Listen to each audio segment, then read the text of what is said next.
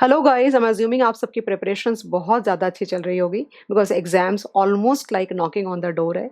And stress नहीं लेना है, रिलैक्स होकर पढ़ाई करो, जो बेस्ट कर सकते हो वो करो। ओके क्योंकि अल्टीमेटली जवाब तुम्हें किसी को भी नहीं देना, जवाब तुम्हें खुद को देना है। ओके और पॉजिटिव होकर पढ़ाई करो, नेगेटिव नहीं हो।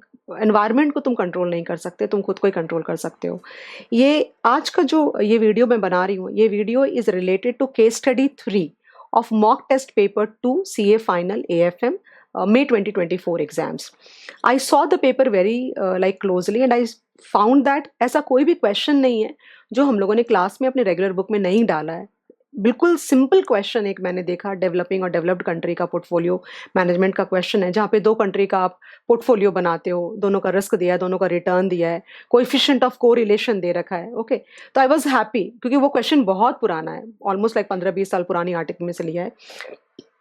मैं ज़्यादा आपका टाइम खराब नहीं करूंगी। Case scenario 1 is like orange apple grape का क्वेश्चन, अगर याद होगा तुम्हें, इक्विटी में है, बहुत सिंपल है, बहुत सारे क्वेश्चन उसके अंदर में, तो becomes a good candidate for case study actually. और अच्छी बात क्या है पता है तुम्हें, तुम्हें दिखाना नहीं अपने सोल्यूशन को। ओके जहाँ के नंबर काटते हैं उनका मैच नहीं कर रहा, तुम्हारा मैच नहीं कर रहा, तो लाइक दैट। और it is easy to score like this. Okay because तुम्हें लिखना, प्रेजेंटेशन नहीं दिखानी है। ओके एंड कंपल्सरी में दिया है, ये नंबर तुम्हारे कहीं नहीं जाने चाहिए। Should be like trying your best to score full on marks in this category.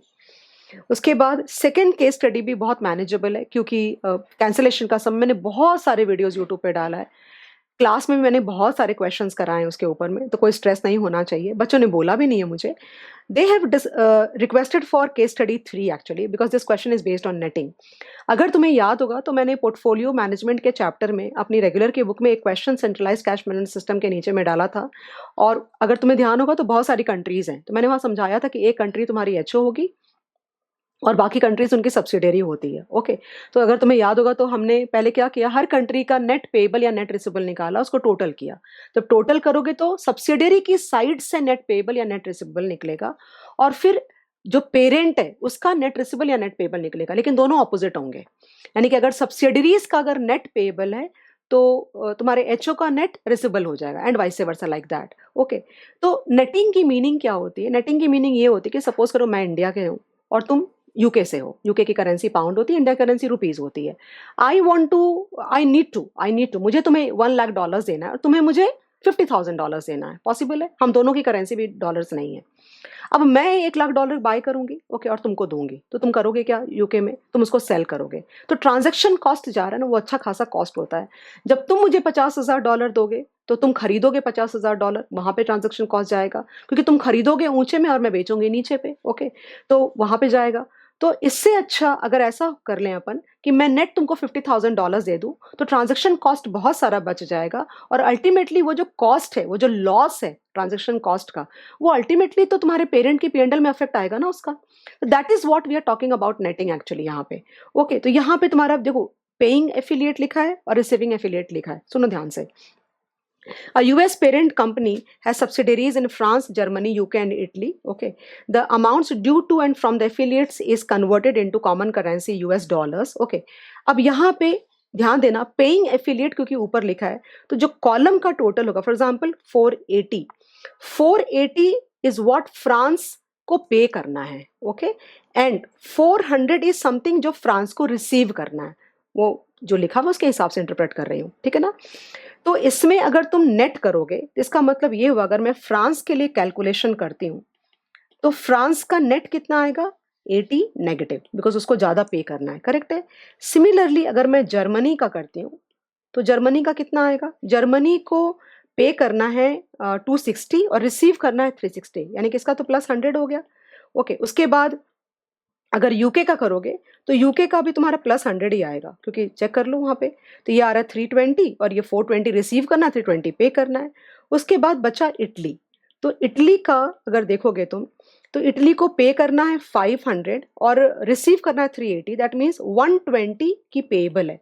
That means जो पेएबल है एक्चुअल, ओके, जो एक्चुअल पेएबल है वो है 80 सब्सिडियरीज को, ओके, और 120, यानी कि इन फ्रांस को और इटली को सब्सिडरी साइड से नेट पेबल हो रहा है 80 + 120। ओके 2 लाख डॉलर्स का हो रहा है, whereas यहाँ पे क्या दिख रहा है, $1560 का वो अमाउंट दिखा रहा है, राइट। दैट मीन्स अगर वो लोग नेटिंग ऑफ करते हैं तो नेट पेबल सिर्फ $2 लाख का बचेगा, ओके।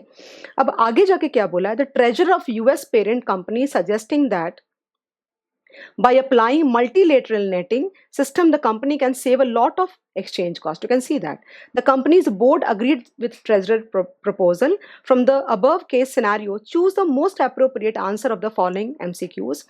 तो यहाँ पे कैसे करोगे वो देखो, before applying multilateral netting it is necessary to apply bilateral netting. पहले तुम 1 to 1 करोगे, उसके बाद ही मल्टीलेटरल में करोगे ना कि आपस में, तो बायलेटरल नेटिंग आंसर होना चाहिए, करेक्ट है। Through multinational netting, these transfers will be reduced to $2 lakh. You saw कैसे मैंने बोला, $80 फ्रांस और इटली को $120 देने हैं, करेक्ट है। Now, the net payment or receipt for France after netting off shall be, तुम खुद ही देख के बताओ, मैंने यहाँ बनाया तुमको, payment of $80,000. तो net payment of $80,000. The net payment or net receipt for Italy after netting off should be net payment of $1,20,000. और कुछ भी नहीं होगा इसके अंदर में, करेक्ट है। Now, suppose if the transfer charges are 0.01% of the amount transferred, then यानी कि सब एक दूसरे को अगर देंगे तो कितना टर्नओवर कितने का होगा, 1560 का होगा ना, और अगर तुम नेटिंग करते हो तो कितने का होगा, $2 लाख का होगा।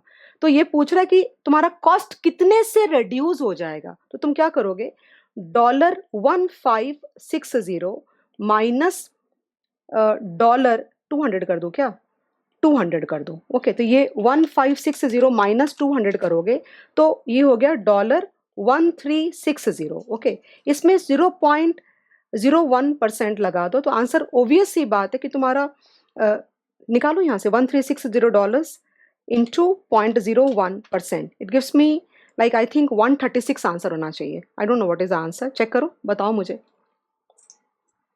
Okay, yes, $136 is the answer, guys. I'm sure you are able to understand. This is a very, very simple question. तो ऐसे जब अब क्या होता है कि बहुत बार क्वेश्चन एक्स्ट्रा, वो क्वेश्चन मैक्सिमम बच्चे छोड़ के चले जाते हैं। क्यों छोड़ के चले जाते हैं? क्योंकि उनको लगता है ये अर्चना मैम ने अपने पास में से क्वेश्चन दिया है तो करने की ज़रूरत ही नहीं है। मैं भी समझती हूँ कि बच्चों पे लोड बहुत होता है, तो वो लिखते हैं बाजू में ICI some, ICI RTP some, ICI का exam some, Archana ma'am some cancel, okay. So you have to like, मैं बच्चों से ये रिक्वेस्ट करना चाहती हूँ, एंड अभी तो मैंने बोलना भी बंद कर दिया कि ये मैंने डाला है क्वेश्चन, बिकॉज मुझे पता अगर मैं बोलूँगी तो वो मार्क कर देंगे। प्लीज़ मत करो ऐसा, क्योंकि मैं कुछ सोच समझ के क्वेश्चंस देती हूँ। हमें पता होता है कि ये टॉपिक्स अगर ये लोग पूछ चुके हैं तो ये टॉपिक अंडर टेस्टेड है, ओके, और तुम्हारे करिकुलम के अंदर है, तो ओबियस सी बात है इस पे कोई ना कोई क्वेश्चन कभी ना कभी आएगा। अब किसके टर्म में आएगा ये मैं नहीं कह सकती, ओके, बट स्ट्रेस नहीं लेना है। I wish you all the very best for your examination, और मैं अज्यूम करती हूँ आप सबका पेपर बहुत अच्छा जाएगा। Don't have to worry, I think this is the first attempt in the new curriculum, so paper should be very very manageable for you, I think so, okay. तो इसका ये मतलब नहीं पढ़ाई को अपनी तुम कम कर देना, पढ़ाई पूरे जोर लगा के पढ़ो, 15-16 घंटा पढ़ोगे, निकल जाओगे, don't worry. Thank you so much, bye bye.